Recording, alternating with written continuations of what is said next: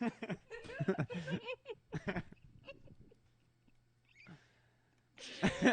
it, guys. I'm glad you can't see how bright red I am. We were just talking about pigs, though. We were. Okay. Who's on line? Who we got? People. I see Cody. Frogs. Can you guys hear me? I don't think I can hear me. I can hear you. Oh, I hear you now. Okay. You might need to Oh, I'm read. good. I'm good. Never That's mind. really loud. Yeah, that was Because that was Alex's. Alex Right. yesterday. That was That seems a lot that was better. Friday, Amy. Isn't that weird? Last week felt like 2 weeks because we had 2 podcasts. Right. I don't know if you guys feel the Right. It's same. going to happen next week, too. I know. God, that's already next week. That's crazy. That's next week. I've got 2 weeks left of school. I know. We have 2 weeks left of you. Don't say I'm sad. You're sad. I realized that Saturday was Allie and I's last retail day, and I was like, oh, Yeah. yeah, Yeah. it's weird.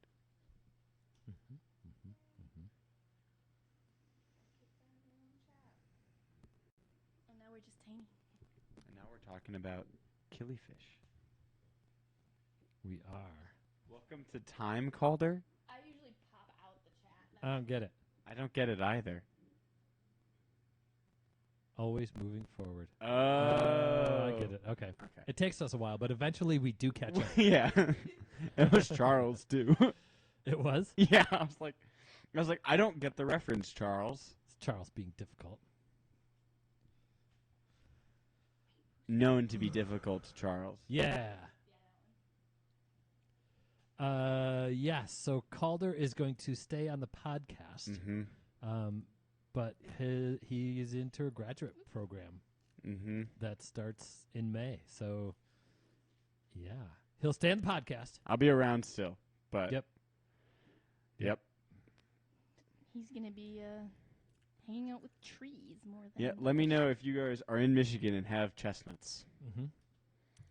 And you'll roast them on an open fire. Yeah, and you'll let me put sticky traps in your chestnut orchard.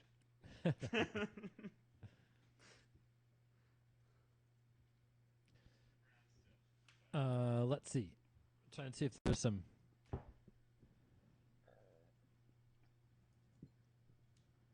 Maddie, I think just get ready to find some pretty killifish photos. Oh, yeah. Calder, you should describe a little bit about what your new project is So going to be, just I so am we know. doing a survey on Asian chestnut gall wasp, which is an invasive forest pest from Asia. Here it got newly introduced here in Michigan in between 2015 and 2016, but earliest good detections were 2016. And currently, there's a statewide quarantine on it on new chestnut materials for orchard growers. So what we're trying to establish is how far the chestnut gall wasp has spread through the state and whether or not that quarantine is still valid. But it's through MSU. It's through our extension office. No, not really. So I'm going to be running around the state, putting up sticky traps, and then dissecting 3mm wasps all summer.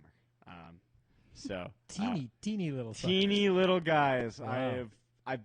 I've been practicing on fruit flies. Hopefully it should be pretty obvious, detection. I should be able to see gulls on trees in people's orchards, so it should be pretty straightforward. But this is mostly just for commercial growers of chestnuts, not for forests. We're too far north for most of the American chestnuts range. So, yeah. Masters. If we get fully funded, which it's shaky right now because the grant through the Forest Service, but we have a small amount of money to start our survey from the Michigan Chestnut Growers Cooperative, which is a co-op through MSU, essentially to establish more of a market here in our state with growth of commercial chestnuts, because Michigan's the largest chestnut producer in the country, and there's a huge market for it. We've got good cropland for it, especially with climate change, but it's not quite enough to fully fund a master's. So hopefully we get more stuff from the U.S. Forest Service, although it's a lot of a mess right now.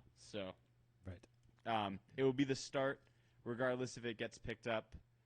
If I have to take a break because of lack of funding in October, it'll get picked up again maybe like in a year or two. So we're still gathering data. I'm inheriting this from another master's student who inherited it from another master's student. So this has been a project that we've been trying for a long time. And then I'm doing another project as well on balsam woolly adelgid, which is a brand stinking new forest pest. But the same thing. All grants are in the air, or gone or in the air right now. So. Everything's up in the air a little bit right now. Yay. But right now, you've got something locked Yeah, down. I got something, so I'm That's happy awesome. about it. So There was an input from somebody saying that our podcast is quieter than all the other ones. Whoever made that comment, we are aware.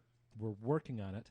I believe the very last one that was put out was edited differently. So if you could compare the most recent podcast to some of the older ones and give us some input on what you think. Was it better? Actually, all you guys. We think we made a difference. We're doing some other things to try to make it even better. But let us know if you guys can notice the difference between particularly the most recent release and the previous podcast before that. So let us know. And please, thank you for the input. Please keep the input coming. Mm-hmm. We're doing what we can. Sorry, I just realized we released a podcast last week, right? Because Right? Yeah. No? No, we're working on it. Okay. It'll Okay. be released like tonight, if not tomorrow morning. Oh. Okay. Okay. cool. Usually they start whining, so. I know, Yeah. right? Okay. Audio on podcasts, tricky, Very. but we're getting there. We're going to invest in some new equipment. We're trying to choose that equipment very wisely. I'm looking at a number of different options. We've got some input from some knowledgeable people to see what we can do to make this better. So thanks for your patience, and we'll keep doing what we can. Yeah. Yeah. Speaking of podcasts, should we do one? I think so. What's a podcast, Ben? I'm a fish guy. I have no idea. All right, well, let's just talk about some killifish then. All right, that sounds Okay, cool.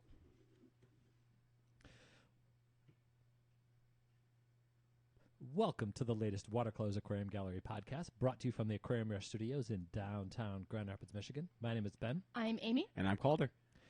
It's still Killifish Month. I could almost just turn this into a Killifish podcast. Don't worry, that's not what we're going to do, but it's definitely something that we've thought about doing. Pretty please? Yeah, I know, right? There's so much content available. Okay, but then you don't get to talk about any of the other stuff. I would be I okay know, and with my that. metas are looking really awesome right now. So, this podcast we're trying something a little bit different for this one. It's gonna be. I have some loose talking points about killifish that I'm hoping is just gonna initiate some interesting discussion, and we're just gonna kind of see where it goes. It might be a relatively short one. It could be we have to turn it into a 2-part because sometimes we go on and on and on and on. You just never really know. I'm also hoping that our YouTube member chat is going to provide us with some cool questions to answer as well. Yeah. Because they've been listening along, and now is the time to talk about all the things we haven't talked about yet. Well, not quite now. First, there's something else we have to do. First, we have to do our shameless plug. Go to watercolors.shop and check out what we've got for you in your aquariums. We've got live plants, we've got aquarium merch, and we have aquarium supplies that we use here in the shop. We also have a YouTube membership, as I just mentioned, that would allow you to contribute live during the show. We stream every week. It's $4.99 a month, and it really helps support our podcast and the improvements we're hoping to make to the audio and streaming experience. So we really appreciate those members and anyone else who considers joining. The stream is really fun, and I love the input. Hang on, I just a sec. Calder's giggling at something in the chat while I'm talking about the chat. There's a little section in the chat going, no, not a 2-part Killi episode. I know, right? Killi pot. That's why our YouTube members are the best. Anyway, before we get into that too much, though, particularly for our members, y'all better be coming to South Bend to come see us at the Killi Carnival. That topic is going to be making killifish popular, right? That is going to be pushing that agenda as much as we possibly can. Talking people into talking their LFSs into carrying killifish. You can do it. You have the power.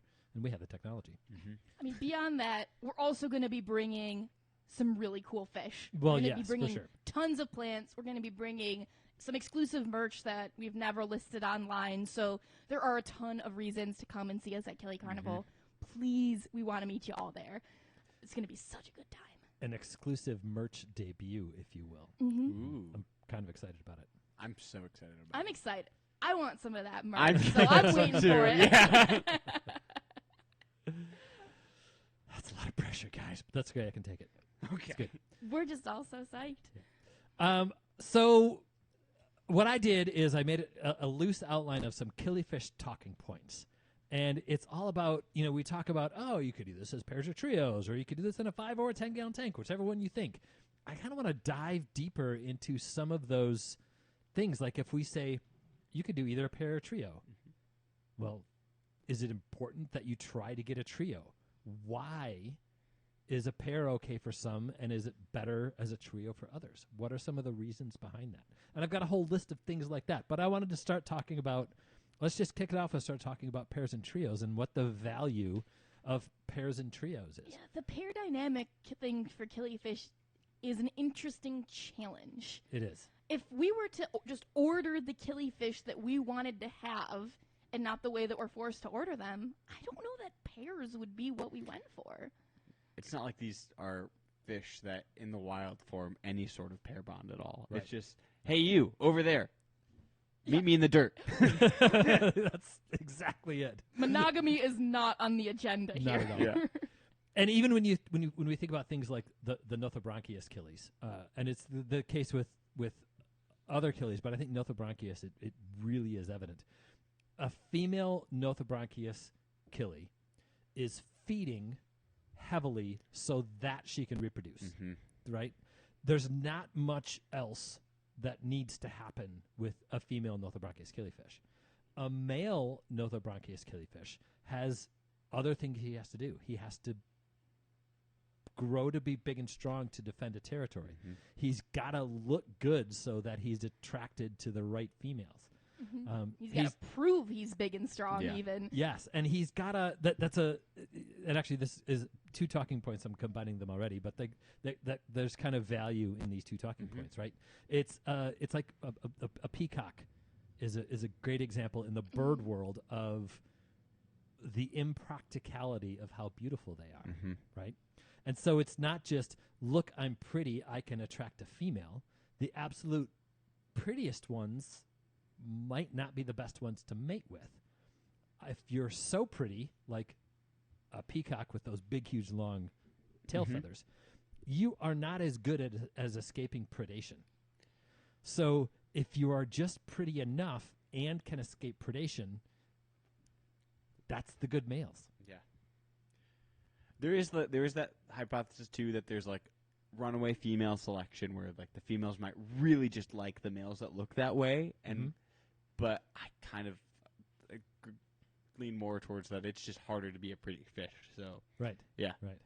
What that does is, and that goes to Amy's point, like what she was saying about, if we could order fish the way we'd want to, we'd order at least 2, if not 4 females for every male killifish. Because the females are not as strong. They are by nature a weaker. They don't have to be able to survive long. Yeah, I don't know if, and this is why I'm so glad we're just doing this kind of loosely formed episode, because I don't know how much justice we've given to the concept that killifish, and I think we can even generalize on that level, are very high energy fish. yeah, Yes. It can be like a hummingbird scenario, right? They're just fueling up so that they can do what they want to do, and they need to fuel frequently. But also, those females are just egg machines. It's food in, egg out, and there's really not much wiggle room in between. So to get the full attention of a male, in addition to all the other stuff she's got to do to just keep herself making eggs as much as possible, can be really, really hard. I also think the quality of fish we get commercially is poor. I think when I raise batches of Killies, like if I intentionally raising it, I always separate my males and females. Males will grow faster. They have to. They have to get the. It's evolutionary advantageous for a male killifish to get as big as possible to then defend a territory as soon as possible. He's got to beat out all of its siblings to that territory. Females don't have that issue. So the females grow slower, and then they get outcompeted by the larger males. Right. So a lot of times, I think that like size discrepancy we see is artificial, like a result of rearing them in containers.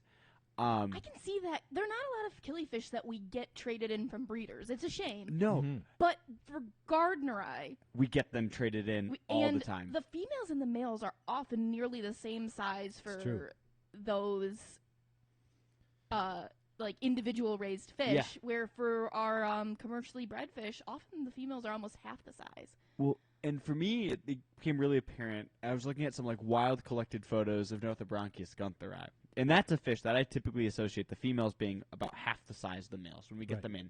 Right. And those females in the wild photos are the same size as the males. Interesting. And I did an experiment with the killifish that I was rearing, and I isolated, because I didn't want them to breed, I isolated my male and my female. They'd been separate for pretty much the entire lifespan of the fish. And my female and my male were identical in size. that was an annual too, right? It was an annual too, and if I put them in the same tank, I'm sure they'd still breed. I just think like more attention has been done into rearing the female. So I kind of think female killies just need more attention by hobbyists in general too. I think a lot of limited success for some species is due to just people not caring about the females at all, or not at all, but like not taking the time to rear them correctly. Yeah. Caller and I were talking about this earlier today, and in other members of the Order Subpredatoformis? Yeah. Order Subpredatoformis. Yeah, that's right. Okay. There are environmental issues that can influence sex ratios.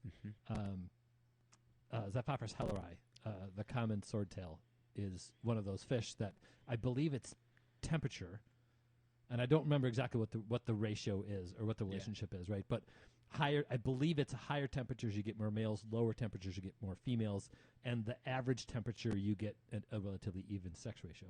We might be able to answer that question. We have all female. What is a low and high temperature? Because all of our helleri are female. I would say the low 70s is low range low. for helleri. I believe that is the way that it goes. So I think if we started putting them at 80, Yeah. I think we would get.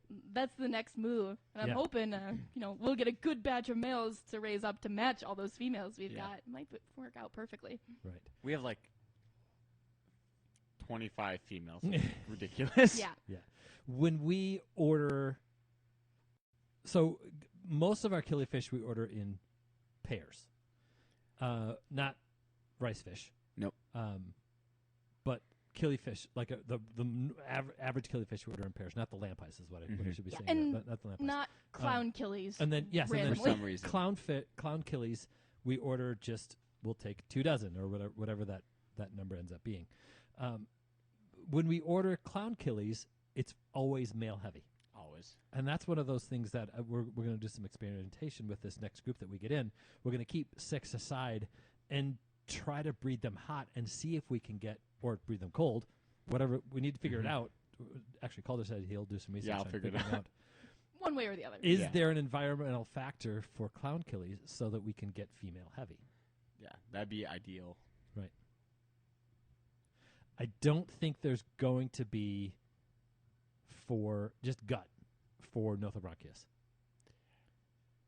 I don't see how there could be an evolutionary advantage to ever being male heavy. I could. So if the handicap hypothesis, which is the one we were talking about, where like the prettier males are weaker, they become food. you might want to have more males than females because most of your males are going to be picked off.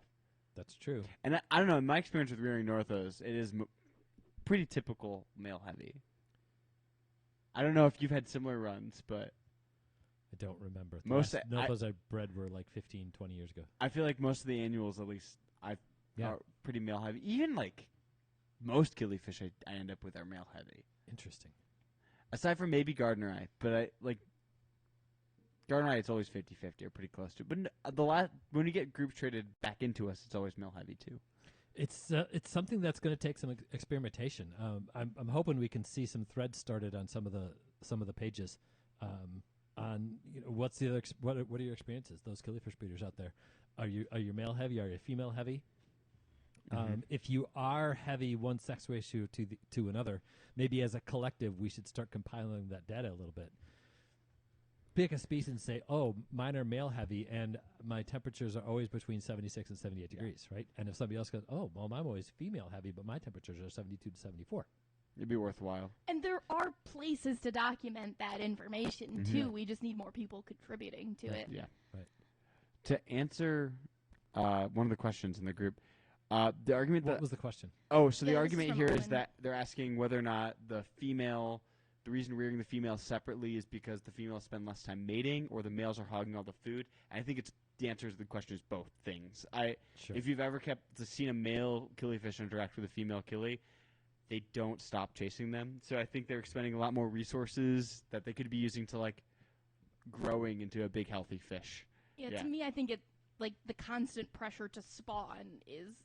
It's not even that she's actually laying the eggs and that's just draining her. It's just that she physically cannot stop moving, Yeah. Right. and so just burning calories constantly.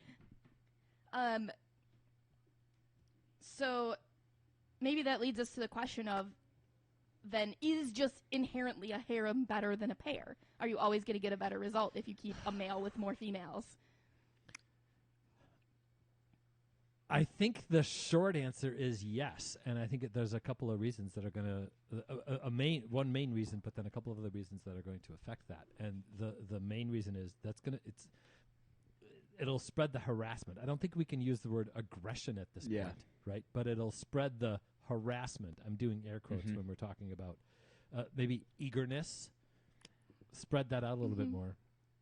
Just the attention. And he'll be able to produce. I'm going to try to say this like super like in a gentle way, right? He'll be able to produce enough to fertilize multiple females. So I don't think you would miss out on egg production from his end. Right. I believe. So But the females are only going to be able to produce a certain number of eggs. I kind of Do you disagree? They can yeah. they can use it up. No, not in that way. I think if you're trying to spawn killies and you want to spawn as many eggs get as many killifish as you can out of your pair, you're better off with a pair over a harem because only one pair is spawning at a time. And if you've ever watched a killifish spawn in a tank full of other killifish, every other female while they're spawning is waiting to eat the eggs. And that's exactly why I brought it up, because Jared chimed in the chat and he said, I kept a trio. Number 3 was always just waiting for number 1 and 2 to spawn, and once they did, she just ate all the eggs. When we have 2 groups of gardener eye downstairs we're trying to pull eggs from. One group is a huge mixed sex group. I think there's like a dozen in that tank, and there's a bunch of males and a bunch of females. I cannot get a single egg out of that tank, and I know they're spawning all the time. Right. Our pair, reliably, I can pull a handful of eggs out of every day. So that leads me to, when we talk about this question of are pairs better or trios better, are female nothos going after eggs? Oh, yeah. Oh, yeah. Yeah, all of them will. They all know, right? Like, Right. I've been thinking about this a lot, actually, lately. I wish killifish keepers would adopt what betta keepers do. And I'm stealing this from Jeanne of Inglorious Bettas. Okay. She jars her male killies. And then she puts the pairs together, collects the eggs, and then rejars the males. The chaperoned date idea. Yep. They spawn immediately. You can go, and if you're strictly looking for production of fish that you can raise all together, even age groups, I think that's the way to go. Like, it's not, at least if you're trying to manage keeping as many species of Killies in small tanks, like, if I were to do a fish room like that, that's what I would be doing. I'd have maybe a handful of females and a male, and then I'd jar my males, and I'd pick a male and a good-looking female. I'd spawn them, and then I'd put them all back. And I think that's the like production pair maintenance thing that I would want to do. But in a well-decorated tank, a female's got at least a couple weeks before she starts to get really exhausted. Yeah. I think you could do the same. Like, if I think about it as like a pair of gardener eyes, right? Like, you could do a pair of gardener eye and do really good egg production out of a 2.5 and a 1 gallon jar for a male, for a pair. You could get the same level of success in production in a 20 long, with full of cover. So I'd like that. Pick which method seems better to you. Like, I think the one would be like the classic natural method, but I think the worst odds of the worst success you're going to have is keeping that pair together in a 2.5. I think you still can breed them. I think it's going to be fun. I'm not disagreeing with you as far as production goes. However, Gardner eyes, Scriptaphysimian Sheili, and there was one other Guignardi. Is that a Scriptaphysimian as well? I don't know. I believe that's Scriptaphysimian Guignardi. I believe those were the 3 that I was doing relatively at the same time. I was keeping pairs in either 2.5s or 5.5s, most likely 2.5s, Nias grass, and a spawning mop. Yeah. And I was getting 10 to 15 eggs every 2 or 3 days. Yeah. And they were together constantly. I was pulling the mops and picking eggs, and it was constant. Yeah, and I don't think there's anything wrong with keeping them like that. I think that's what most killifish hobbyists are doing. Right. So I should have phrased that as a question. Yeah. So do you think, had I separated my pairs and put them together and then separated them, I would get more than 10 to 15 eggs every 2 or 3 days? I think so.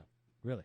I don't know. I've had a female gardener eyes do like 30 eggs in a day. Like, they get like a really big, well-conditioned gardener eye female. It is crazy how many eggs they can lay. Okay, but how long to condition? I think you can keep a female in better condition. Like, I think you could still spawn them every 2 to 3 days. Okay. And get 30 eggs a pull. Okay. Okay. Like, just if she gets to sleep sometimes. Yeah. Because then she's spending every calorie that you give her into her condition, into feeding, into making more eggs. Whereas, like, those female gardener eyes really only spawn like once a day. The male wants to spawn all the time and will continually harass that female, which means she's expending energy, evading that male. Right. So, that's kind of like, I think you can maintain a pair. I think that's totally cool. If your goal is as many as you can produce. Yep. Yeah, interesting. There was a comment in the thread about a jar as a very small place to keep a killifish. And this is species dependent, but start looking at Googling some videos of where killifish are collected. It's often in 2 inches of water, 3 inches of water. And their territories, 2 or 3 inches of water, and the territory is a square foot. Yeah. That's not uncommon for a lot of species of killifish. Sometimes even smaller than that. Not much smaller than that. It's obviously got to be a well-maintained jar. Yeah. But this is not a social fish. This is not a fish that is going to feel... They're a killifish because they're a fringe organism. Not just one of the reasons with them being a fringe organism is they are there to reproduce. I mean, one could argue that's what everything is on the planet for. That's what successful organisms, that's what they do, is they reproduce. But that's why they're there. There's not a quote-unquote discomfort because they don't get to swim around and be free. They're not doing that. They're moving around and flirting. That is what a male killifish is like. There's food. Look how pretty I am. That is my job. I'm pretty enough for you. Okay, let's go. I think you can. I do worry sometimes with like a jar with like enrichment for individual fish. These are probably gallon jars, though, right? We're Yeah, not talking so- about a quart. Oh, and they're getting enriched. Yeah. So So yeah. they're getting moved in with a female every couple of days. Right. yeah. So like because I've done this, I've jarred male gardener eyes. I did actually with the Dipterons too. I was using 1 gallon pretzel jars, Oh yeah. which they're pretty sizable containers. And I changed the water and I moved the male into the female tank. The males, I think they look. I don't. They benefit from not wanting to chase the female around all the time. Yeah. Their conditions. They don't know what's good for them. Their conditions a little bit better. They just get to feed and strut. Yeah, it is. It is something that is like, for me as like a fish keeper, I would love to dedicate more space to them. So divided 10 might be my like preference, but like. And the debate about, like, is 1 gallon okay, or do you need 2? Like, that, it just doesn't feel worth spending a ton of time on. No. You Yeah. keep your fish in clean water, whatever water volume you need to do that. So Maddie just posted in the thread a picture of a puddle that is a killifish habitat, and it is that is a tiny little body of water. This is the fake one though. This is fake. Is Yeah, it? yeah. This is okay. I know in an earlier episode I was talking about it. They call this nothobronchius in this elephant footprint, but watch as these are gardener eyes. This is a faked video. Okay. But I think there's like a lesson here. Like if you want to see really good ones, Aqua Eco Africa, which is a guy named Russell Tate. He runs a they do a lot of surveying. They're long videos, but they essentially show really good habitat photos of a lot of the fungal panchac species. And I should be clear kind of here.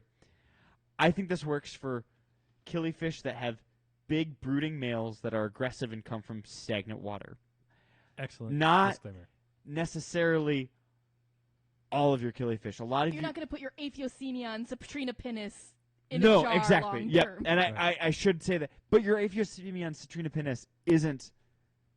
They're not the fish I associate with being problem males. That's a scenario I want to stress.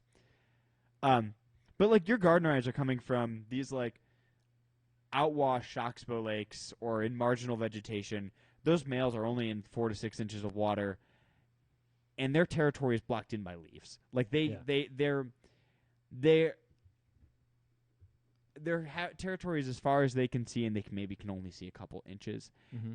And they're cruising around in there, they're hunting. But I think tank size, there's also a lot of ways to provide enrichment for your fish outside of tank size. Like, An empty 10-gallon tank is not more enriching than a jar. a jar full of live food. Yeah. The thing I think about, right, like if you jar your gardener eyes, you can keep them like you'd keep show male bettas. They'll flare up at each other. They'll be aggressive towards each other. You can put dividers in. You can release you can let them be aggressive towards one another without hurting each other. Mm-hmm. You could provide them live food. You can feed them things like fruit flies. You can provide them like structure. Like I think there's a lot of ways we can be providing enrichment in these jars. Like Yeah. And water quality, right? You have to be able to maintain water quality. It matters. Yeah. Water changes. Yep. Like. It is definitely hard to have those conversations in a hobby where often traded online is fish can't go in anything less than 10 gallons. Yeah. So, I don't know. Yeah. And and actually, I was just going to say, but the generalizing about fish, and I guess one could argue we just generalized about 1,200 different species. Yeah. And there are lots of killifish that cannot and should not go in less than 10 gallons of water. Yeah. Lots. I wouldn't put a northern studfish in 10 gallons of water. Right. Tanganyikan. Yeah, God, that'd be Any of the rice fish, or lampies rather. Yeah, there's lampies I'd put in 10 gallons. In 5 for some of the smaller ones, but There's ones I'd put down. I'd keep a colony in a pretzel jar for lampies. There's some really tiny ones. Yeah, how tiny? less than half an inch. Oh, I want them. Yeah, they're like they're You're right. they You're don't ship well. But European hobbyists have them, and Yeah. they just haven't made it across the Atlantic yet. But okay, we'll get them. Fish have no idea how much water is in their container. No. They Just know the if they can same. breathe. They know if they can mate. They know if they can eat. They know if they're bored or if they feel stressed. The other Yeah. thing too, I always think about, if you were to scale up, if you were to shrink an Oscar down to the size, Right? and a 75-gallon down to the size of that pretzel jar, it'd be the same. We'd be And allocating. actually, Far the off, yeah. proportion would probably be larger, right? Let's Yeah. say you got a 12-inch Oscar in a 75-gallon tank, 4-foot tank. So it's 4 times the length of the fish. That's a perfect analogy. I like that. A pickle jar is probably 6 times the length of an inch fish, right? Yeah. Yeah, So I that's a don't good know. point. I like that point. Yep. My beer is broken. We're going to take a very short break because I do have to run downstairs. I didn't bring enough upstairs. We'll be right back. That topic worked great. I have another topic, so Okay. good job. I've been. So slow. Yeah. So if I'm trying to pull up an image, bear with me. Okay. I'm trying to make it work. At some point, we'll get to the point where we have a list of images that we know we're going to use, Right. and you can have them. Yeah. Bam, bam, bam. Yep. Looks like you're fine. You only ever just have one. No. Yeah. I'm ready. Do you want to try that blonde one? Sure. Sounds great. Like I'm on the American Killi page, and I'm just yeah. Yeah. Think well, that's the thing. The British one was doing it too, Can- so we're just having a Killi crash. Can on our break? Can we watch the? Can we show the puddle of all the Fungilla Panchex Gardneri in the puddle? Oh yeah, I wanted to see the end of the video. Yeah, it's so good. It's my I was like doom scrolling on YouTube, and I stumbled on it, and I was like, it's the video, and I was so excited because I've always heard about this like mythical nature documentary from like the late 80s, early 90s, where they're and I was sorely disappointed. Are we doing another live bear month? That's a question that's being asked. Yeah. She's rolling. Yes. Got those babies forming. Live? What we got? Who's doing what? We're playing the fake Killi fish video. Fake Killi fish video, the faked one. Oh. I really like this beer. Did you get it, Ben, or was that a gift? I think somebody brought that to the for the saltwater talk. I asked if some other people would bring some beer in. Oh my God, you're right. Yeah, we haven't gotten into on this side. But those are Gardneri eggs. That's what they look like. Wow. The adults are Gardner. They show Yeah, them. absolutely, yeah. We haven't gotten into over here yet. It's so funny too because it's all males too in the video. Like it, Yeah, they're the pretty ones. Oy.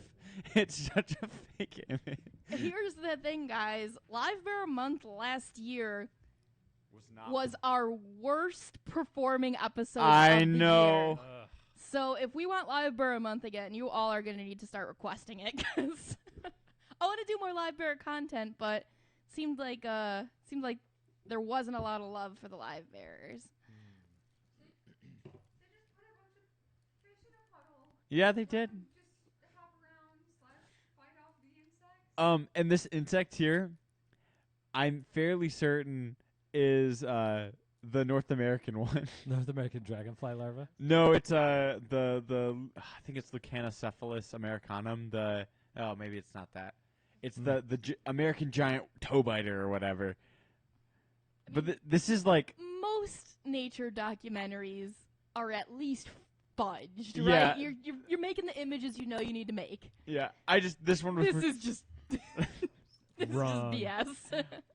I think that's an anthurium. I think that's South America too.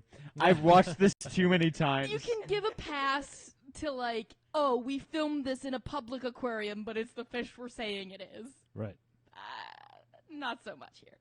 Yeah, I was also like, no, I don't know why they did, unless they went to a random pet shop and that's the killifish they had at the random pet shop.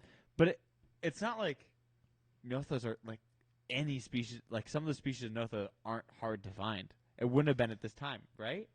Or I am don't know who filmed it. I don't know, Huh. You just didn't bother to ask the right people. but like knew they existed. So, Maddie, if you would, what's the look at the YouTube channel and see who filmed it and who. Give us the stats on this video. Where'd it come from? So Microphone. The one I just played is by B32 Bella with one L, Okay. but it was released in 2010, so it's definitely not the original.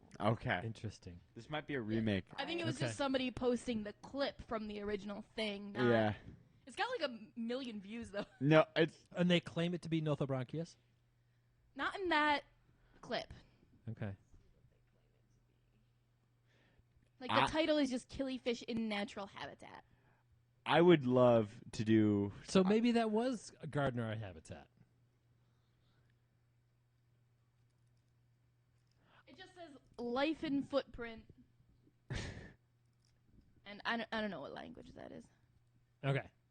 I don't think it was Gardner habitat. I think there might be it might be a remake of like an original one that was the Notho one, but like I thought the clip I've always heard about the Nothos was that like somewhere there was a nature documentary where they were out in a savanna and there was like a rain and then there was like it was like a muddy puddle that they raised up in. But I don't know. I haven't been able to find it. This is the That closest. looked like, the forest of West Africa. Right? Yeah. Other than the plants that you identified, but there's the amount of Yeah. Thai plants that you see in the jungle in Belize is Yeah. or Southeast Asian plants rather. Yeah. The only thing that really sticks, I don't think you'd get that many male Gardner rice in that small of a spot without them being like. Okay. Yeah. There's room Okay. for one male in that. Yeah. Little puddle, and that's it. Okay. Let's talk about babies. Babies. Babies. So I want to talk about raising fry and have that lead into a discussion about feeding killifish and feeding fry. Okay. My method, when I was doing mop spawning killifish, I would take. So this was back in the day when I was using fluorescent lighting, and I would take sour cream containers, and I would put either a juvenile cherry shrimp or a single small ram's horn snail Cool. in that container, and I would pick eggs and plop them into the little sour cream containers. And I would keep those sour cream containers on the fluorescent light strip as a heat source. Mhm. At that point, I had my best success when I was doing microworm cultures. So it was actually a time in my life when I was doing that. And I even had some little Daphnia cultures going. That was when I was feeding my Daphnia cultures compostable The packing packing peanuts. peanuts. Yeah, they're cool. compostable packing. And it worked really well. Starchy. 1 or 2 of those in the colony every day. It was a 10-gallon tank. That's Even went every couple of days, and I had Daphnia. That's awesome. cool. It was easy for live food. As the fry would hatch, Daphnia would go in, and microbes would go in, and I would top the tank. I would top the little sour cream container off and bring the level up. From there, they would go into a plastic shoebox. Same method. So picture, would that be a quart of water in a sour cream container? Would dump then into a plastic shoebox. That'd give you about an inch, maybe a little over an inch of water in the plastic shoebox, and then continually top that off and raise the level up in there. That's the equivalent of doing water changes with it being less stressful. You're not sucking out eggs and fry and whatever else. Yeah, and you're not dramatically changing the chemistry of the water. You're just improving it. You're just diluting whatever waste and that's in there. that's the goal, is dilution, right? The solution to pollution is dilution. You don't want to start out with your eggs in a large vessel, or the fry rather in a large vessel, because you want to concentrate the food source, so the fry don't have to swim very far to get to the food. Yeah. There's also some people that suggest you want the shallow water because killifish fry need to be able to get to the surface. I don't know if there's value in that at all. People have complained about higher percentages of belly sliders if the water is too deep from the get-go. I don't know if that's. I think a lot of that comes down to feeding your female well and making sure that there's enough in there for So them. you think just that could be. the Yeah. eggs being well developed enough? Mhm. So that was my method for raising mop spawners. And what I would do is I would keep popping eggs in there until I saw the first fry, Mhm. and then I would start a new sour cream container. Cool. I feel like my methods are really similar.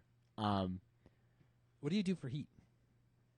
So I breed fish in the summer when I don't have AC. I don't run my apartment has one window AC unit for the entire 1,000 square foot apartment. It's not adequate, so I just don't run AC in the summer. I just have my windows open. So my apartment in the summer floats around 75 degrees, so I don't worry about it. In the winter, I don't breed a lot of fish, but I float them in my aquarium if I do have eggs Okay. in a little sealed container until they hatch, and then I'll still keep floating them. I don't use microworms. I use paramecium for first foods, and then I use a lot more baby brine shrimp and Daphnia. Like when I have Daphnia, I use Daphnia. When I don't have Daphnia, I use baby brine shrimp. And are they able to take that from the start, or do you Baby graduate killies them are from huge. The Yeah. Yeah, baby killies are big enough to take baby brine shrimp, and I feel like it's a more solid meal. I know our anablepsoides were able to take like relatively huge food right Yeah. away. They were eating the grindle worms. I also think bigger meals more frequent, like the bigger of like a packet of food they can eat in one like effort to hunt, Yeah. the faster they're gonna grow. So I always try to the get farther they them. have to swim, the more calories they're burning to get Yep. there. And So I try to get them through those stages quickly. So I like whatever resources they need to be at not fry anymore. I will try to do just so I don't have to deal with fry anymore. But I don't. I do have full water changes on my thing. I don't top off. I do. I Okay. change the water. But what I do is I set like when I set it up, like the day I make the little cup, I pull either 4-gallon. I have like a little 5-gallon bucket that I make of water for their water changes. Mhm. So I'm using the same water to do all their water changes over like a month while they're in the smaller vessels. Do you before they aerate go in that? the tank. Nope. No, I don't aerate my killifish bins either. I didn't either. So I just do more. I water change every day, so it's clean. I was probably water changing once a week. that's what live foods let you get away with too. True. You're not dealing with any excess waste in the water. It's just going to swim around until it gets consumed. Yeah, I mean I feed heavy too. Like my little fry are always very fat, so I'm feeding them enough that they're producing a ton of waste. So There are people that can do baby brine shrimp, and there are people that cannot. And baby brine shrimp is very, very easy. yeah, But you have to have that consistent. On this day, you do this. And then 3 days later, you do this. And then 3 days later, you do that. I have the very lazy person's baby brine shrimp. Please. Yeah, that's please what I've been share. doing So- Please share. What I do is I go up to my reef tank and I scoop out a cup of water, and then I put baby brine shrimp eggs in there, and then I put it in my window, and I get enough to hatch to feed the handful of fry I have, and I do that every day. That's pretty good. It's Do you aerate it? no, Really? no, I just throw them in there and Wow. mix them in. Being honest, it's not very productive. Like Okay. sometimes it takes them 48 hours to hatch. I think it's more like 48 hours for me. It is enough baby brine shrimp to feed the maybe 20 fry I have at a given time. But I don't have to dedicate a Yeah. a real space to it, and I use plastic water bottles or Gatorade bottles for my baby brine shrimp culture, and then I pour them out, and then the eggs float, and then I put a flashlight to the I use the 32-ounce deli cup containers that I Yep. use for my fruit flies. I'll pour them in that. I'll put a flashlight to the side of it. All of them will gather up on the flashlight. I'll use on the flashlight because they're phototropic. Yep. And then I'll take a little turkey baster. I'll suck them up. And I'll run them through a brine shrimp net, and then I've got, I don't know, like enough to feed my fry, and Yeah. that's what I do. I used a 2-liter bottle with an air stone. Yeah. I don't think I was using the water from my reef tank. I should have. and then shut the air stone off and put a flashlight on the side of it. And then I would use a piece of stiff airline tubing attached to airline, and I would siphon the baby brine shrimp out that way. I've done that. And it was effective. It worked really well. Yeah, I've done that before too. But I came to this when I was raising the Shinamigil Cyanodorsalis last year. Yeah, that it was just more. It was easier for me just to make sure I always had it if it took less than a minute to make my culture, and it didn't make noise in my apartment. Right now, I've been maintaining baby brine pretty consistently for us, and basically, I'm just doing it in a really low-key way, like Calder, where I've got a gallon, fill it up with salt water, put a cap full of baby brine shrimp in there, or the eggs in there, which is pretty much like if they hatch over the next 2 to 4 days, which is about what they do, it's enough for me to give baby brine shrimp for everybody in the store who could eat it. And then I just start, once it starts to dwindle, I start another one, and within 2 to 4 days, I have more. Yeah. I'm once or twice a week, I'm starting a new culture. I'm being honest. My utilization of the brine shrimp cysts is probably way low. Like your efficiency is not there. It's not there. But it's for me, it's like the cost. Brine shrimp eggs are not that expensive, so it's like. And like a big jar is hard to use by the time it goes bad, so you just use it. Just use it, and then I call it a day. And it takes a little bit of planning ahead. Like I have to know that I'm gonna have fry to feed in a day or two, and that's why I have like paramecium around. But I always start it a little early, and if I have extra baby brine shrimp, who cares? Everything eats it. So. I mean, is there anything where you could pull eggs and start hatching baby brine at the same time and not have it ready? Like, no, there's some stuff that hatches overnight, but almost everything's going to need a couple of days. Yeah, and the things that I think hatch quickly aren't going to take baby brine shrimp right away. Or you have like Nothos. Right. Oh, my Nothos have to go in today. Or tomorrow. I'll wait tomorrow. All right, well, I'll wait 2 days until those eggs hatch out. Yeah. And even then, most of the time you get 24 hours where they're not really feeding; they're still kind of taking in that egg yolk. Mm-hmm. So, that's been my method for a while. I use Nanny Daphnia a lot, especially when I had that really nice Russian red strain, where I would just put a big female Daphnia, a couple of them in, and they definitely drop fry. And yeah, that was who definitely raised those. Anablepsoides for us. And then I know when they're ready to eat a lot more and probably be moved out of their tub when the Nanny Daphnia go missing at some point. Yeah. And I'm like, like, they're big enough to eat Nanny Daphnia. Yeah, so I got to move you guys somewhere else. So, yeah. But it doesn't need to be that. Killifish are the easiest fry to raise. They just want to eat. I don't like powdered foods. I don't like dry food for the fry in those little bins. No, it leaves like an oil slick. I think if you're not aerating it, it's really easy to overfeed. I don't know. I'd rather use a little live food. It does have kind of a strange reaction at the surface where it's a little hydrophobic. But if I was running my Killifish bins differently and I was keeping them like aerated tanks and trays or like doing those fry trays, I think I could see a world where that would be easier. But for me, it's easier to do my tiny little water changes but consistent water changes and then feed live food a couple times a day. I definitely successfully raised, I think it was Nothos on freeze-dried Cyclopes. Yeah. Which is essentially a powdered, not quite, but. I've never heard some nice powdered foods out there. I mean, I think it's a great method. It's just not what I use. Yeah. So.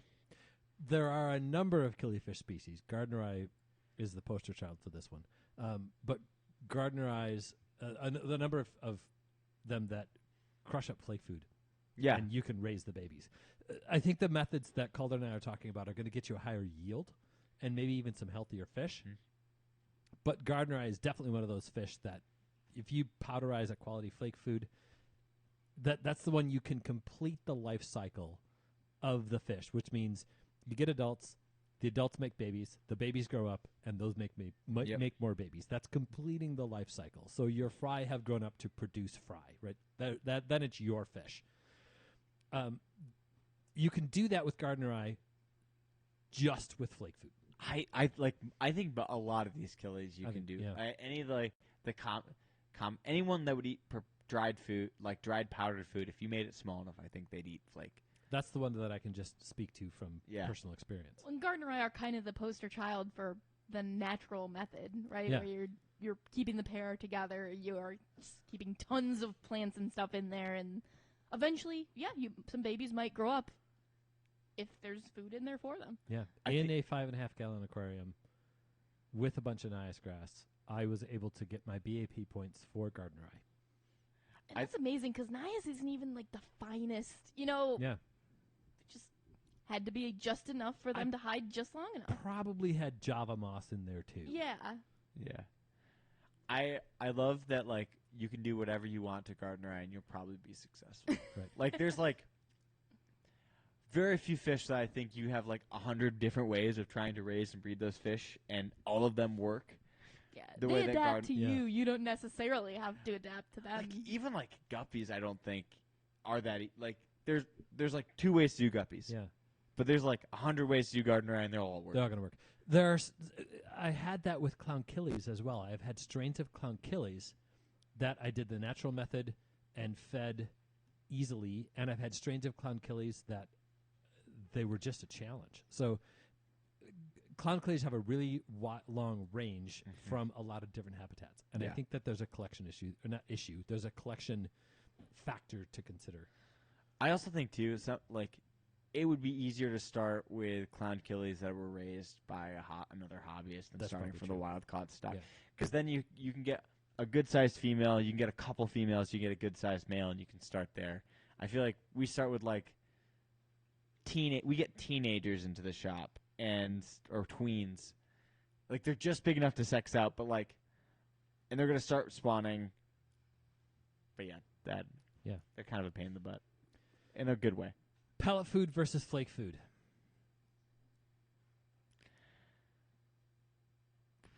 I like pellets. I guess I feed a lot of my go-to is the sustainable aquatics hatchery diet. That's where I feed That's awesome everything. stuff.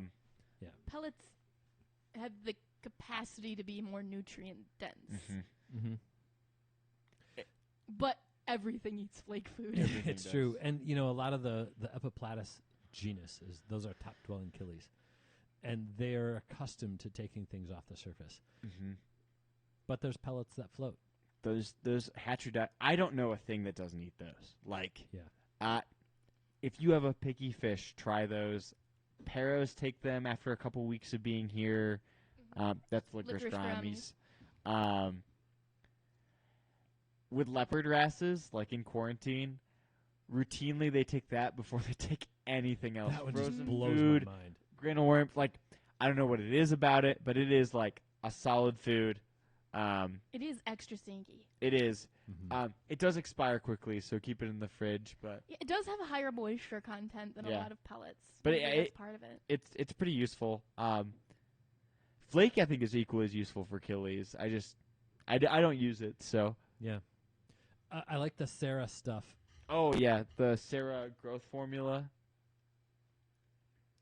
Oh, those are the you That's had right. that filled with something else, I think. Oh, it is. That's right. Yeah, that's the small growth pellet, isn't it? It is. Yeah. Yeah, that's the Those growth are pellet. awesome. That's Everybody a great loves food. that. Yeah, I love that food. The discus one's the same, so if I like the Sarah the flakes too for Sarah. Yes. Yeah. Yeah, that's a great ingredient list for a flake too. yeah. It is. Yeah. I mean, you don't hear people talk about Sarah foods much, but the amount of high quality stuff they pack into those foods. Mhm. Not sponsored by Sarah, but Not yet. We're working on it. I like Genuinely. I like their but I'd love packaging. to talk about them more. I really like the Sarah. Just sorry, I need to start over. For like people who, because I know it's hard for us to get the actual Sarah growth food sometimes.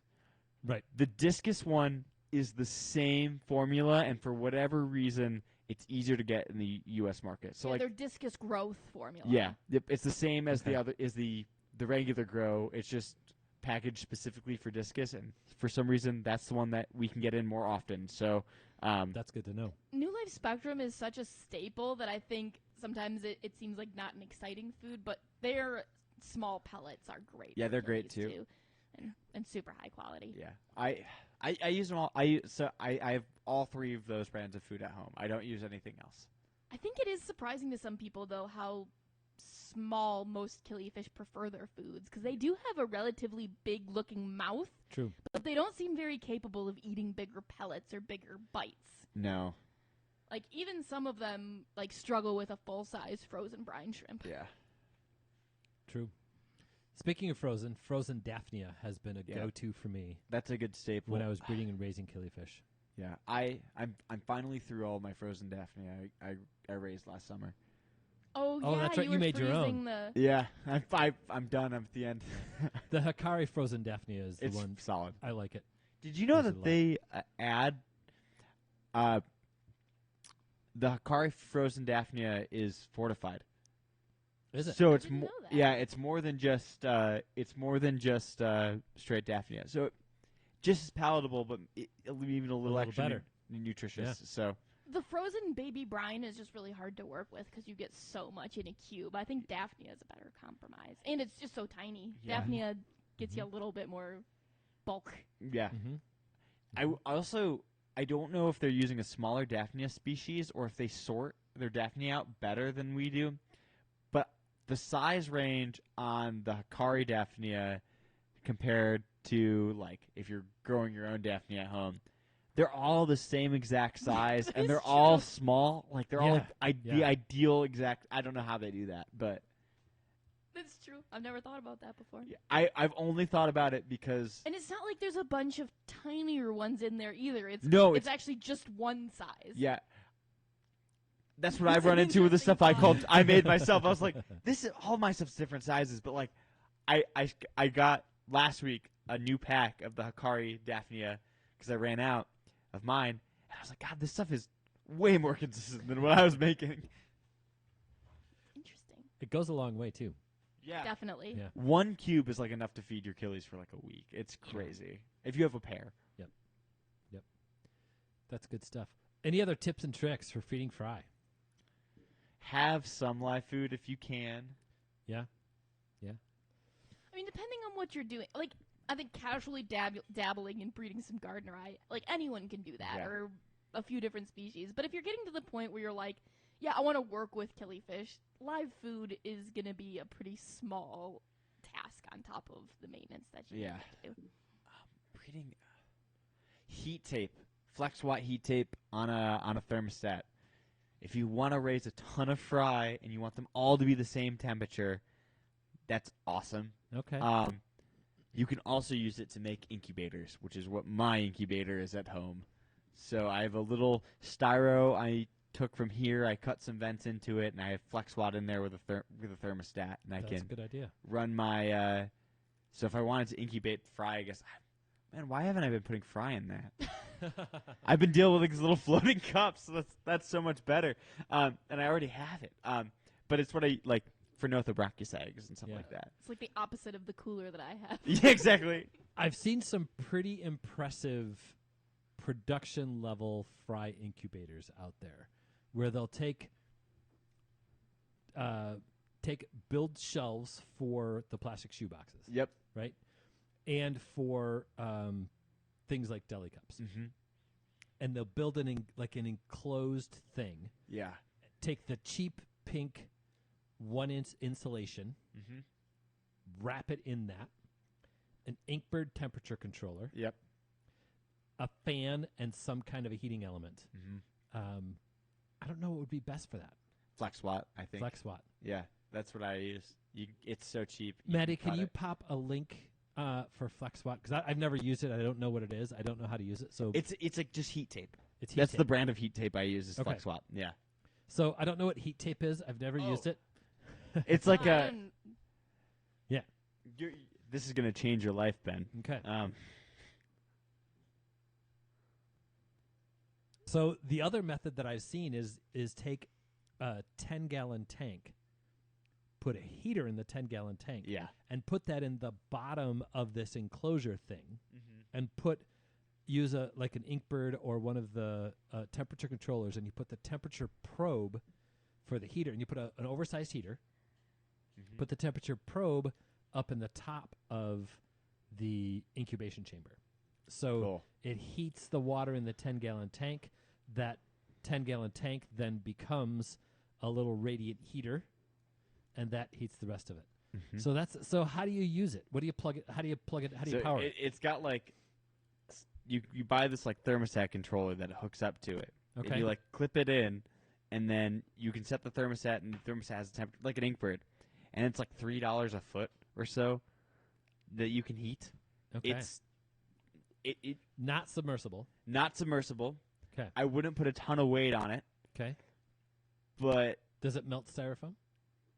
no, No. not in my experience. It doesn't get Okay. hot enough because you've got the thermostat on Yeah. it. It's the tape itself is made out of plastic, Mm. so Okay. it doesn't get very warm. But it's really useful for like you could lay a strip down and put your jarred male Killi fish or bettas on it. You could put your fry tubs on it, and then you can just heat a shelf. It's like with undertake heating. That's a really good idea. Yeah, Super cool. yeah. The other method that I've seen is take an aquarium of whatever size. Oh, there's a great picture of it. Fill it with about 3 inches of water and put a heater in that, and then put a rock in your deli cups or use mason jars for your fry, and then put the mason jars directly in that 3 or 4 or 5 or 6 inches of water, Seems easy enough. and then heat the water. There's so many ways to do this. Like, yeah. Yeah. Floating it in the tank too is you can do that Yeah. too. If you're raising like one kind of killifish and you don't want to dedicate any time to it. Or like if you keep your home a consistent temperature, somewhere pretty warm. Yeah. For a lot of the time, like you said, keeping it on top of your light or something like Yeah. that. Like a spot in your house that you know stays warmer than the rest of your house. In the summer, it's free for all for me with killies because I just Put put 'em them. anywhere. I can put them anywhere. I put them in my cupboard to keep them away from my cats. Or keep cold water killifish. Yeah. Or cool water killifish. Paraphanius, or what's Alberti? Is that Ephyosimian? Yeah. Yeah. Ephyosimian Alberti? Dipterons, most of them probably can. Most of those could probably comfortably incubate in the low to mid 70s. So room temperature. Yeah. Low to No. mid 70s is you can find a spot in your house Yes. for. Yep. And more or less than that, come up with something else. Yeah, for sure. For sure. Any other tips and tricks for a fry? Oh, dirt spawners. Dirt spawners. Dirt spawners. I use the shoebox method, the plastic shoebox Yeah. method. So we've gotten our dirt, right? You can listen to our dirt spawning killifish episode to talk about how we get the dirt dried out. It is now time. It has been 6.5 months or 7 months with your Nothobranchus ricovii. They are ready to go. Maybe it's 8 months. No, 6 months. Anyway, your ricovii are ready to go. Your 2 weeks are in the middle of the range. If it's 6 to 8 months, go to 7 Yeah. at least. You're in the middle of the range. They're ready to go. Plastic shoebox. Pour the contents of your bag into that plastic shoebox. And then I start with about an inch of water. Mm-hmm. Don't fill it. And the same reasoning goes with that as with the smaller deli containers. You don't want the fry to have to work too hard to find food. Right? I've tried all kinds of different methods for initial food. They do best for their first bite on something live. Mm-hmm. You got to trigger that feeding response. And when it moves, that little live thing that moves, that triggers the response. I don't think it's impossible to trigger the response from some of the fish on a powdered food. Yeah. But overall, microworms, baby brine shrimp, Daphnia. I think nanny Daphnia is a fantastic idea for that. I bet Daphnia will grow on the bacteria coming off of your soil. That's probably oh, true. yeah. Yeah. So Yeah, the best we've grown Daphnia is like the wastewater from my Daphnia culture. yeah. That makes sense. Yep. And then that one as well, I would just top off every 2 or 3 days, or add water to it every 2 or 3 days as the fry grow and as they hatch. Remember with Nothobranchius fry, after about 3 or 4 days, pull the water out, pull the babies out, re-dry the dirt, Mm-hmm. and then re-wet it. because you might get more fry out of it.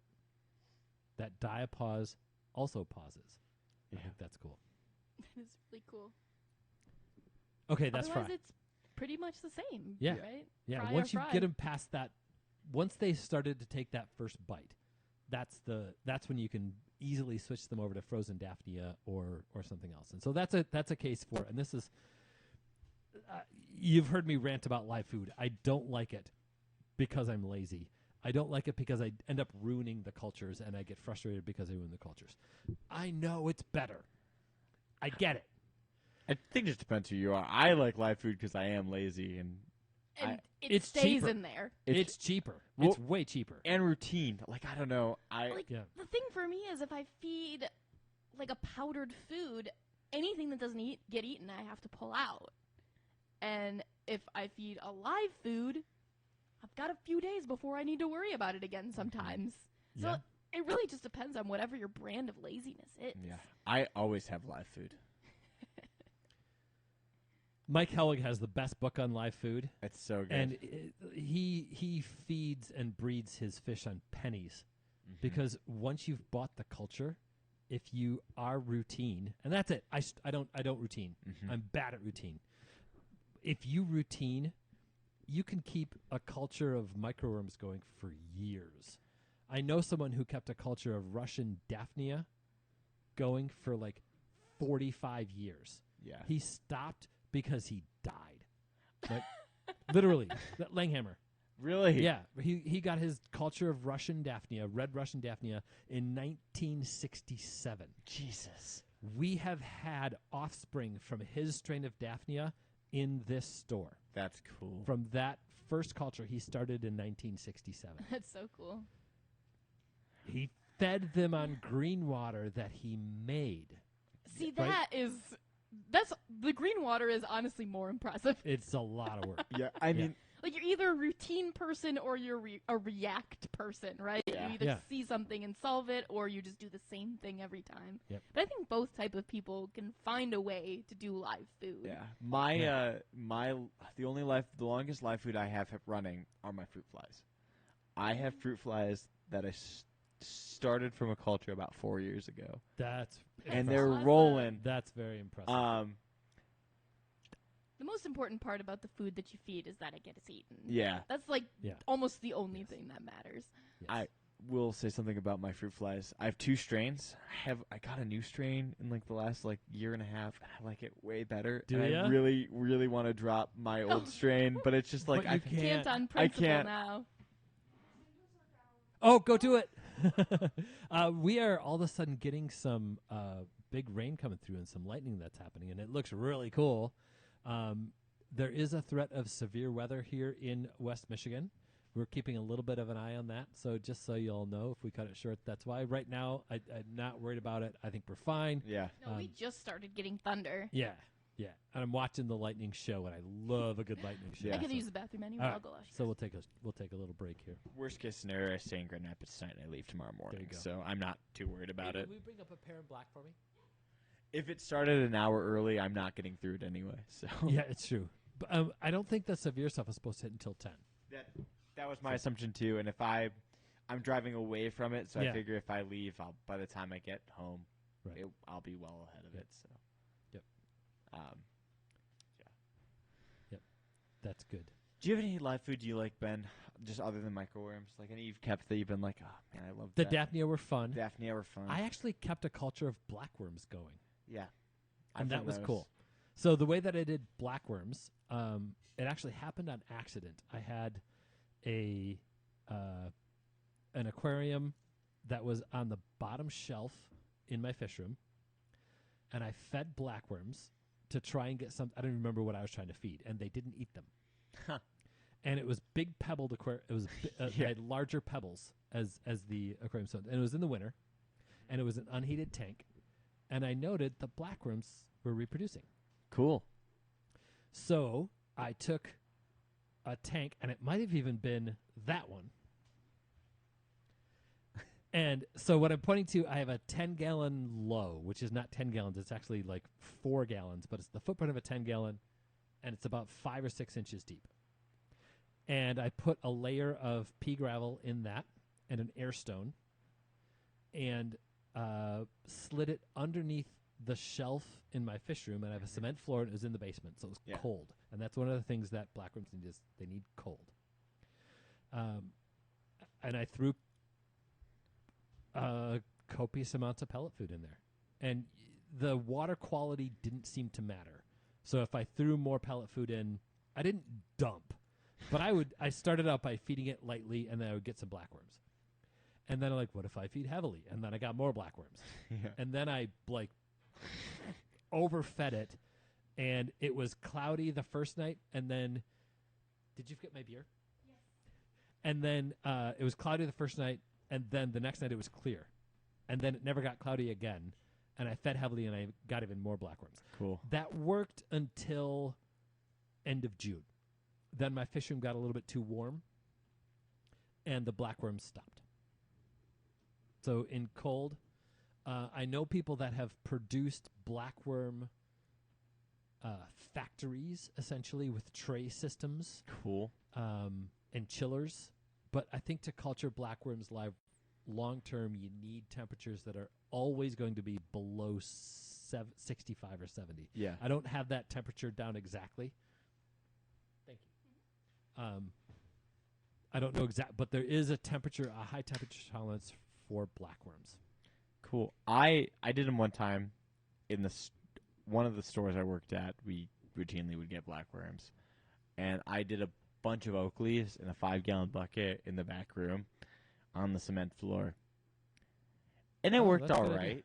Yeah. I wouldn't feed them though. I would just go in there every once in a while and collect some, and then put new leaves in, and there were always the same amount of blackworms. Okay. So they were like, I'm sure if I actually fed them, they'd produce better, but I wasn't. So I'm getting so tired of hearing about blackworms. I know, right? People keep asking for it because people think they're better than everything else. No, people don't think they're better than everything else. People think they can just put them in their tank and they'll live. Oh. So they think it'll be like a constant source of live food they can keep in their tank. I'm like, oh, I've got grindleworms instead. They're easy. This is why I use them instead of blackworms. Will they live in my tank? No. Don't want them then. The blackworms will live in the tank, but they won't reproduce. Yeah, and the fish they'll will live eat them. until they get eaten, and they will get eaten. Yeah, yep. That is not what people believe to be true. Send them my way. I'll talk. I know, right? They're also very stinky. The grindleworm, sorry, that's the only reason I don't like them. They're not that bad. The way I'm doing them isn't that bad, smell-wise. It's pretty inert. Just so you all know, Maddie is in the corner making faces. What's that? I'll take my shoes off and you tell me if they don't stink. But the thing is, most people keep them in dirt with a ton of stinky food, and then they're really bad. I think the ones we have downstairs still smell bad. They smell like worms, but they don't smell like rotten food like other cultures. Maybe. Yeah. I've yet to do the sponge method. I think that's the one that'll work. Like the foam, the coarse foam. Okay. For grindleworms? Yeah. Okay. That's sure. But I don't know. It's like they use like the Brillo pads. Huh. Okay. Seems easy to clean at least. Like you could restart. Yeah. I usually just split them instead of restarting them. Yeah.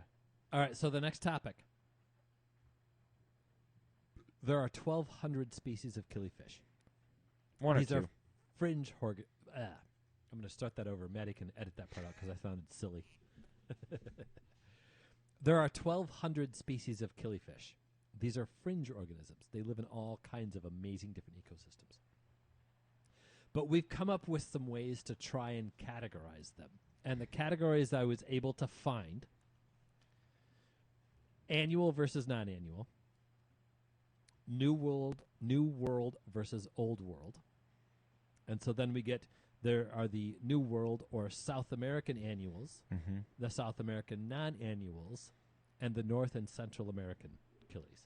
Yeah. I don't believe there are annual North American killies. There are no annual North American. That's what I thought.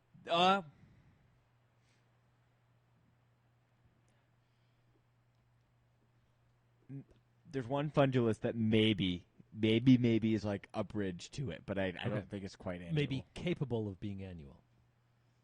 Yeah, or their populations get really low and their eggs can hang out in some wet algae for a couple months. Is that the mangrove killie, the one we talked about last month? This is a fundulous species. Okay. Isn't the mangrove? Oh, they're not annual. They're not annual, no. Not annual. Nope. Okay. Interesting. What species are you talking? Do you know it? The Barron's top minnow. Okay. Critically endangered. You can't have it. It exists in the hobby in Europe, weirdly enough, but it's a federally listed species here. Okay. Google AI is disagreeing with you. with the Barron's top minnow? They just said there's one known species of annual killifish native to North America, and it's not that one. What is species theirs? are they saying? Millerichthys robustus. Oh, is It's that ephemeral pools in Mexico. Yeah, that's one of That's the what cool. they're saying. That's I don't know neat. anything about that species, but See, I've never heard of it. the only good thing AI's ever done. All right, it's so kinda next cute. categories. The African killies. There's the annuals and the non-annuals. Yep. Those are the two big categories. But then I almost think there needs to be a category for the Mediterranean killifish, which it's their own category. And there are killifish that are found all the way around the Mediterranean, North Africa to Turkey, that are the same species. Okay, they might get divided, but at least the same genus, Yeah. that are vastly different than the rest of the African killies. Yeah. There's also, of African killies, there's also the Pachypanchax on Madagascar, Right. which are spiritually Asian killifish. I love the way that you describe it. Spiritually Asian killifish. That's cool. I mean, they're like, I won't out you, Ben. No, do it. Earlier today, you were like, "Oh, those are golden wonder killies." Oh, that's right. Oh, Those. yeah. Yeah, Eplichaetes, Yeah. yeah. Yep. But yeah, those are the Pachypanchax. That's right. No, you got me on that one. That's okay. Yeah. They look, I mean, that's their closest relative. They look remarkably similar. Killies don't cross the Wallace line, right? No. There are no killies in Australia. There's no cypridoniform killifish in Australia. Wouldn't that mean there's no killifish in Australia? Because aren't all killifish cypridoniformis? Well, Isn't that what we're describing as defining a killifish? I The think so. egg-laying cypridoniformis. I think there's some debate nowadays. Oh, great. It's just, So wait, which side of the Wallace line is Madagascar on? well, Madagascar is very much on the. The northern or the southern? Loosely. It's not a north-south division. It's an east-west division. Oh. But I thought rainbowfish didn't cross the Wallace line. They don't. And killifish don't cross the Wallace line. But there are killifish and rainbowfish in Madagascar. Is that the only place? So, All right. you've got that old relic continent of Yes. Gondwana. Yep. Balaniformes, which is the order that holds the. Sorry, it's not Balaniformes. Is it Balaniformes? The order that holds rainbowfish and blue eyes and no, it's Antheridiformes, the silver sides. That holds those guys. So the family, which is Balanodinidae for the Malagasy killies, is not Melanitanidae for the Australian New Guinea killies, and then it's not Pseudomagillidae for the blue eyes. So it is a different family, but they both occur. They're in the same order. They're similar, but it's convergent evolution out of this same order of. So then they're not killies. They're not It's convergent evolution, but they're sorted taxonomically together. close together. Nearly, yeah, near to each other. And also their common names are the same. Their common names isn't, are the same. Isn't that a contradiction? What do you mean? If it's convergent evolution, Yes. they're not taxonomically related by So definition. They can be taxonomically related. they don't. So the traits that made Madagascan killies and the traits that made not killies, rainbow fish, and the traits that made Melanitaniidae rainbow fish are the same, like environmental pressures on them. It isn't because they share a common ancestor that had that traits. So They just share Madagascar a rainbow fish morphology. don't share a common ancestor? So with- they do, but it's Okay. a really diverse group of saltwater fish. It's all the silver sides. Okay.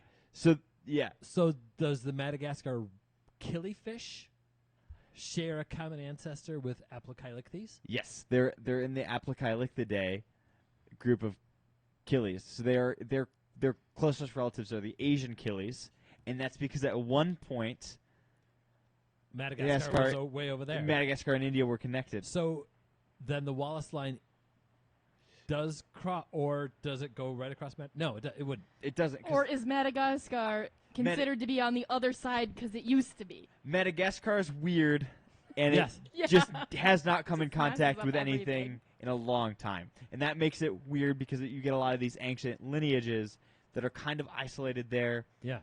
Yeah, so it just gets weird on Madagascar. So I'm going to ask it again then. Yeah, If we are defining killifish as the egg layers of Cyprinodontiformes, yeah, we are defining rainbow fish in Balenodontiformes. Antheridiformes, Right. Okay. Two different orders. 2 different orders. So here's That everywhere else, they don't cross the Wallace line. so this is where it gets weird, and this is It's where already pretty this weird. is where like us as a podcast, we've firmly been egg-laying Cyprinodontiformes, egg-laying tooth carps are killifish. We don't think you and I don't generally treat Balaniformes as rice fish and half-beaks as killifish. Right.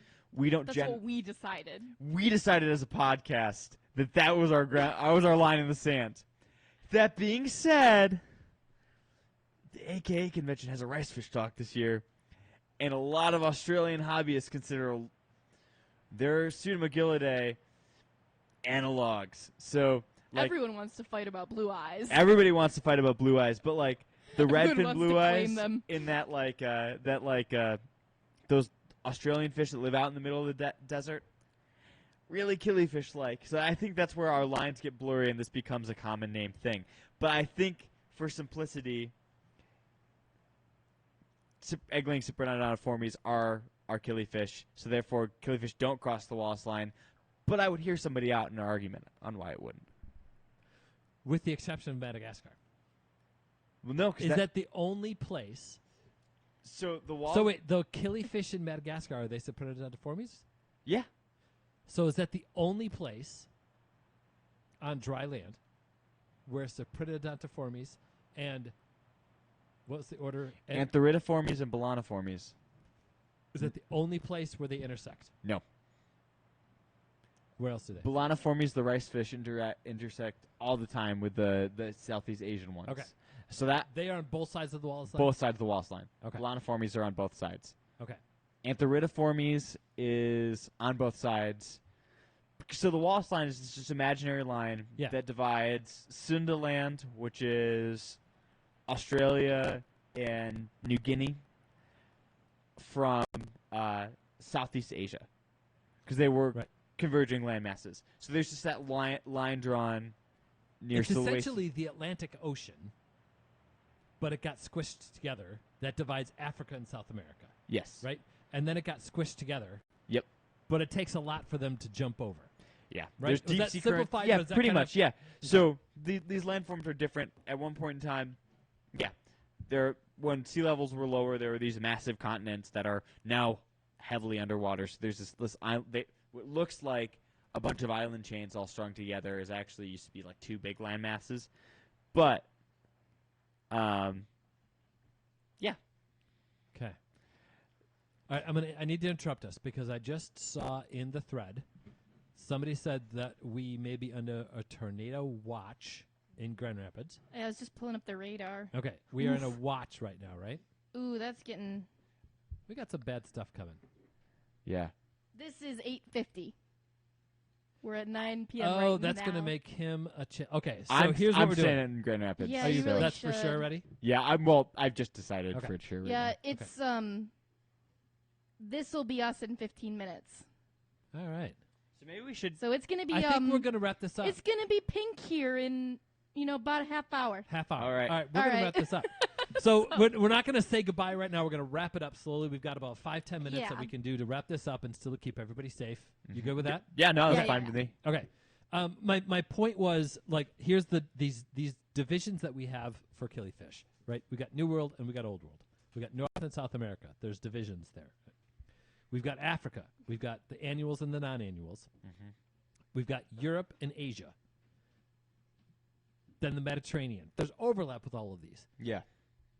The lampai, specifically Asian, Mm-hmm. right? No, lampies are in Africa. Okay. All the lampies. Africa and Asia. No. All of them are. They're all African. All of them are in Africa, What are the except for Asian one in killifish? South America. Apocalyptes are the Asian killifish. Yep. Plus rice fish, similar to Similar lampies. to lampies, But they're not different order. But they're not in the Planiformes. same, They're not yeah. super. They're no, for the. They're for, not killifish. For the We of this pod, decided. we Yeah. decided as a podcast, rice fish were not So killifish. now for Right. all of you, you have to agree with us. That was a well-formed opinion based on scientific study. Yes. Yeah, that it We've Yeah. got to figure out where to draw the lines just so we can talk about it. yeah Right. Yeah. And that's not we as a podcast. That's Right. we as a hobby or we as a people. Right. Scientists included in that. As a global community. I think there's scientists debating about, but like, yeah, whatever. It's a common name. Right. The reason that we thought about that, I said I proposed this idea for a podcast. It wasn't just because what are we going to talk about, right? That was part of it, but really it was there is so much to talk about with killifish, and It was a how do we make sure we don't miss anything? yes, and we will, and we could do. We joked about doing this. We'll just do a killifish podcast. I mean, you almost could do that. We got it. We get into details about Nothobranchus. We get into details about South American egg-laying killifish. We get into details about all of the other fish that aren't Nothobranchus in Africa. But what if? How do we talk about killifish as a whole? Right. And I thought that would be, and I think it was good. I think that there was a lot of value in that, a lot of value in diving deeper into some of the discussion, and then some of the practicalities of okay, what does that mean? Really, when we're doing all these killifish talks, not because, I mean, the bottom line is so we can keep them, and so that was the point of this discussion. Was The more people that keep them, the more they'll be available for all of us. So there's definitely some selfish motivation to making killifish sure. Mhm. mainstream. for sure. But also, I think more people deserve to be exposed to them. Yeah. So Yeah. It's the best group of fish. the more we can do to demystify, I think, is really helpful.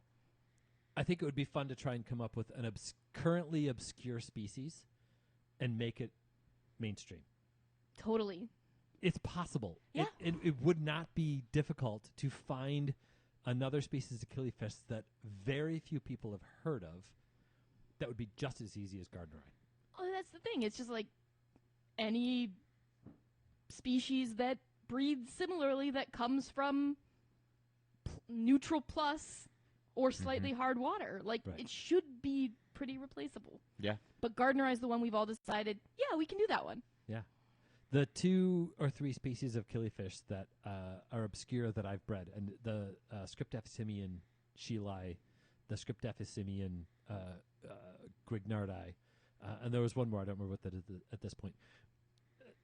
They were just as easy for me with the way that I had my setup going. They were just as easy as Gardner. Any one of those would be applicable. Those are hard to find. I don't know how to get. Actually, Killi I've seen on occasion. Grignardi I haven't seen in 20 years. And it was just as easy as Gardneri. So that could be. Anyway, I'm ranting Yeah. again. I Regular think species Killi was Columbia. at That Killi there's Carnival Fundal last year, Panchak wasn't it? Shealy. Oh, is it different? Shealy. Okay. That one was definitely there last That year. one's. We've done that one here. Yeah. Yeah, I had a cool little biotope downstairs with him. Well, time to add some more to our list. I agree. I think we should do that. some more to all of your lists, too. I really hope that these discussions have convinced at least one person to try killifish. But if not, we have one more shot, We do. and we are gonna work hard at Yes. it. So we're gonna make killifish something everybody keeps at least once. Absolutely. You've not had a Cory cat yet? Come on. You've not had a killifish yet? Come on. Mm-hmm. Right? Next week, I am not going to be on the podcast. You guys haven't told me whether or not you're going to do one without me. I think we're just gonna be streaming on Saturday next week. Okay. Yeah. I It's crunch time for Calder right yeah, now. it's exams. So There's a To lot have going a Tuesday night off probably will go a long way for you, I Yeah. think. Yep. So I am going to be at the Trout Unlimited annual fundraising banquet. So we will not do a live broadcast Tuesday. However, we will see you all at the Killi Carnival on Saturday. Mm-hmm. A week from this Saturday. And I know you're all going to be there. Everybody but if you can't, we're going to be streaming it we too. did. It will be We also did 2 podcasts last week, so we're making did. up to you. That's true. That bonus with Alex was a great one. I That just was had super such a fun. fun time. Yep. That What was a great really guest. cool. What a great guest. Show me your Killies. The big ones are there's 3 species of nothos, Aphyosemian, 3 Aphyosemians that we see on a regular basis, and we see clown killies and we see gardener eye.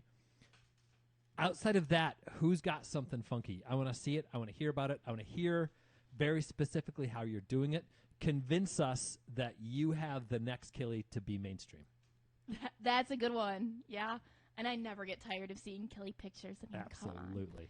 You can email us directly at podcast@watercolors.shop, or you can post pictures or questions and comments in our Facebook group Watercolors Aquarium Gallery Podcast Listeners, or our Discord as well, which is the Watercolors Aquarium Gallery Discord, which you should have a link for in the description here. Extra special thanks to all of our YouTube listeners out there. Thank you so much for listening. Let's have lots of fun and keep those hands wet. Cool. Anything unresolved? Yes. Okay. Questions. Okay. Calder. Microphone. How many different types of worms have you tried? And what's the tastiest? I we guess is the talking- follow-up. Yeah. We talking annelids, or we talking like It beetle doesn't need to larvae? be a true worm. It can be Okay. any kind of I worm. want to hear about the annelids. I think I'm at like 12. 12, You've eaten 12 annelids. 12 true worms. Oh no, worms in total. Oh, Only- annelids are like actual worms, right? Yeah, only. I got to bump up to 15 worms total. Only like 4 annelids. 4 annelids, most of the rest larvas. Yeah. You've definitely eaten a mealworm. Yeah. That's not a question. Mostly beetle and lepidopt. So Which mostly. annelids have you eaten? An earthworm. Oh, You earth- ate an earthworm? Yeah. So I I was just at assumed he ate an earthworm. I was at a we called it it was a fundraising auction, right? Where somebody said, if you raise enough money, I'll eat an earthworm. Yeah. That dude threw up for 3 days. Oh, it's fine. I mean, it was probably the like human-related germs in the situation, not the worms. So I ate a red wiggler. I ate a We do not nightcrawler. recommend Have you or eaten a endorse any hornworm? of this. A Do not nightcrawler? eat worms. If you've eaten a hornworm, I Yeah. might throw up. Yeah, I did. That's Even watching something eat They're a hornworm furry. is disgusting. they pop. I know they pop. That's why it's I disgusting. asked this for you guys. This wasn't for us. This was all for you. I was screwing around. I was holding a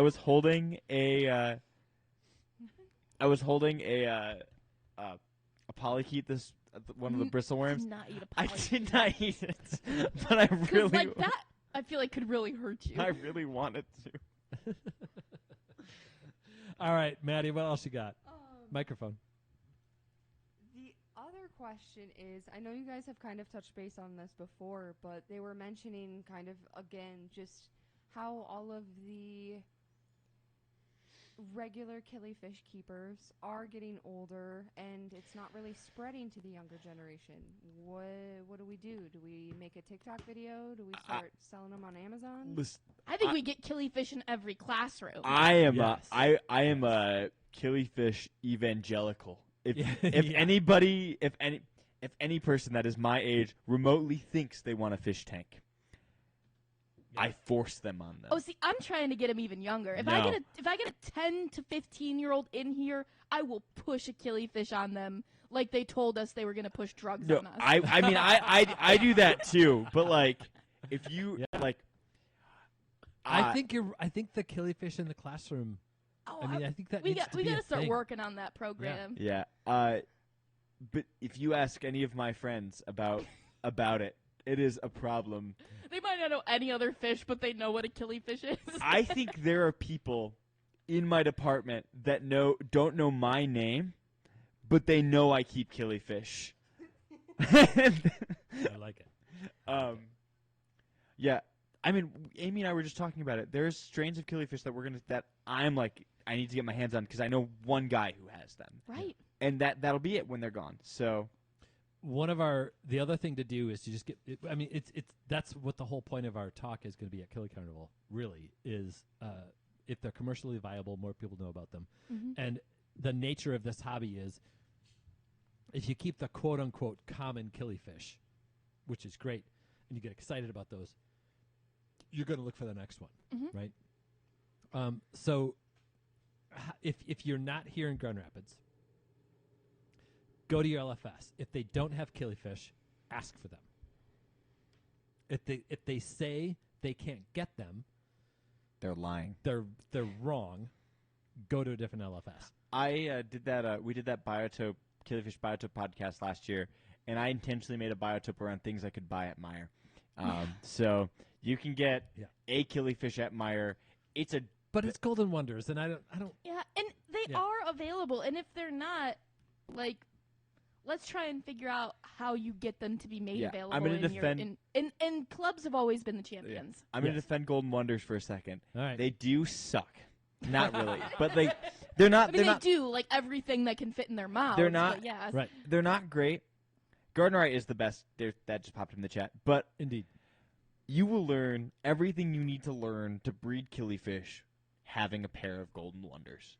True. The eggs, like if that's what you can get your hands on and you want to start tomorrow and that's all that you have available to you, do it. Like they're still really cool. They're cool fish. But at the same time, we had a really bread and butter wholesaler that we used for a while that almost always had clown killies. Yeah. And regularly had gardenerites. You should be able to get them. Those stores just don't think they can sell them, and you have to change their mind. But like, there's also people that don't have LFSs. You're not going to get it at your box store. You're not. And so, like, That's if you want to get started. Email us. And we will figure out how to send you killifish. Otherwise, it is the case if you only have a big box store and you don't have a club.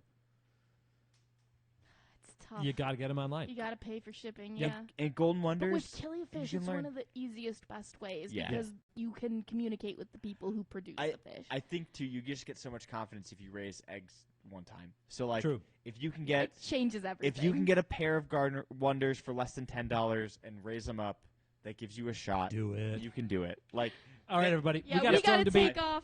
You guys Good are night, amazing. Everyone. Love you guys. Thanks for hanging out. What a great time. Little monsters, the Golden Wonders are. That turned out to be a really good podcast.